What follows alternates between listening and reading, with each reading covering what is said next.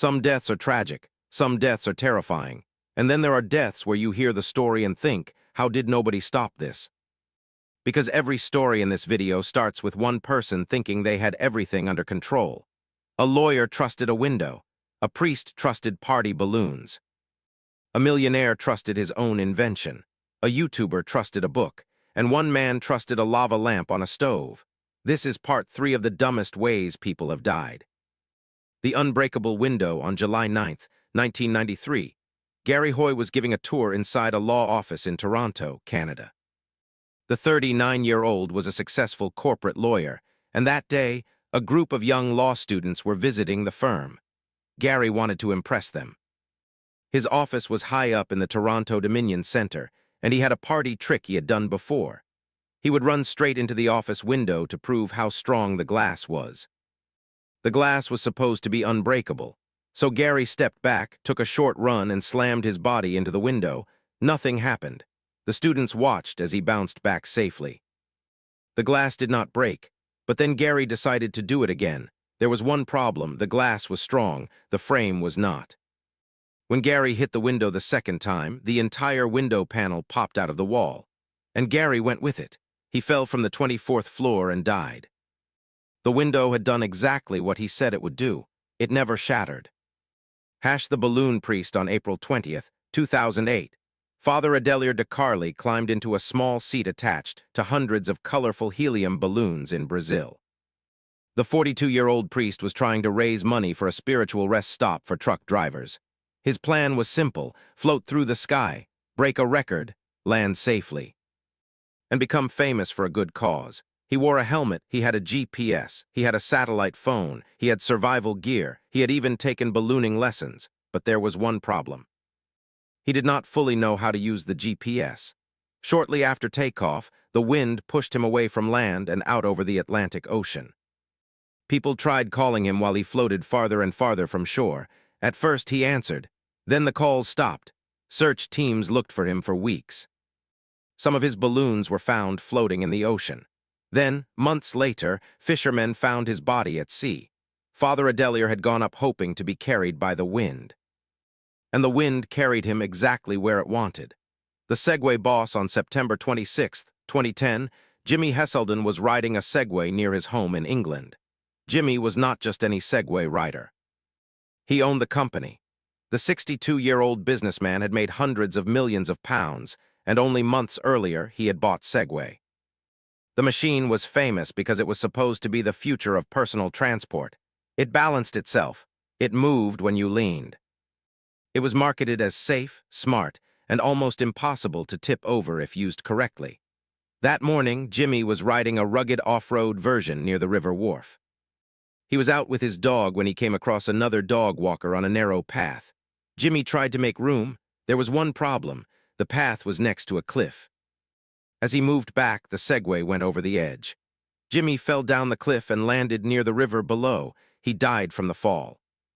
The machine that was supposed to change the way people moved had just taken its own owner over a cliff. The YouTube stunt on June 26, 2017, Pedro Ruiz stood outside his home in Minnesota with a thick book pressed against his chest. The 22-year-old wanted to become famous on YouTube. He and his girlfriend, Mona Lisa Perez, had a small channel where they posted videos about their life. But Pedro wanted something bigger, something shocking, something people would have to click.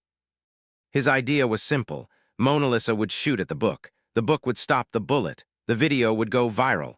Pedro had tested it before with another book, and he believed it would work. His family warned him not to do it. Mona Lisa was nervous too, but Pedro insisted. There was one problem: a book is not body armor. Mona Lisa fired the gun.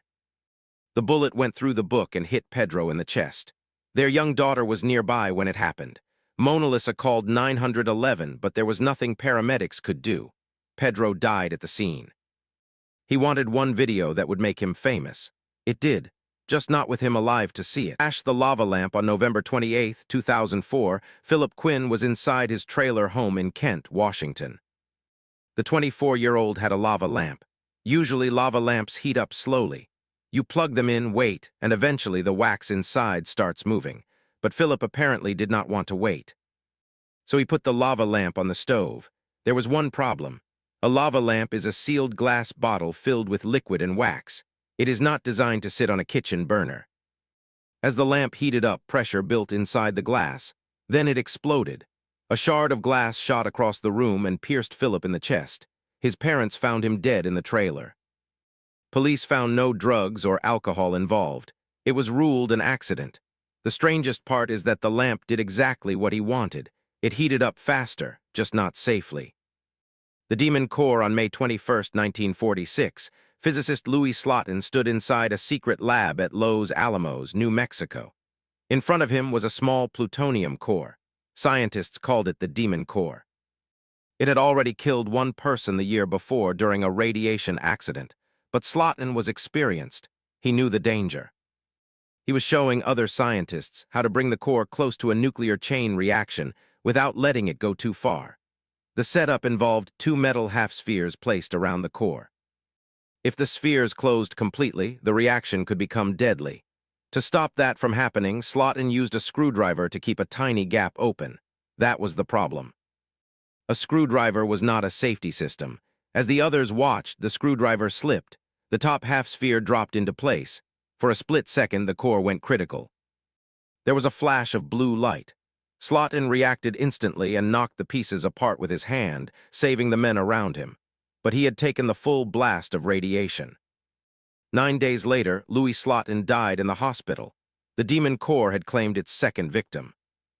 Ash the Taco contest on August 13, 2019, Dana Hutchings walked into a minor league baseball stadium in Fresno, California. The 41-year-old was there for a taco eating contest. It was supposed to be fun. A quick crowd event during a baseball game. Contestants would eat as many tacos as they could in a short amount of time while people cheered from the stands. Dana joined in. When the contest started, he ate fast, very fast. Witnesses said he jumped into an early lead. He kept pushing food into his mouth, trying to win. There was one problem. Eating contests are not just about appetite. They are about breathing. A few minutes into the contest, Dana suddenly stopped. Something was wrong. He had started choking.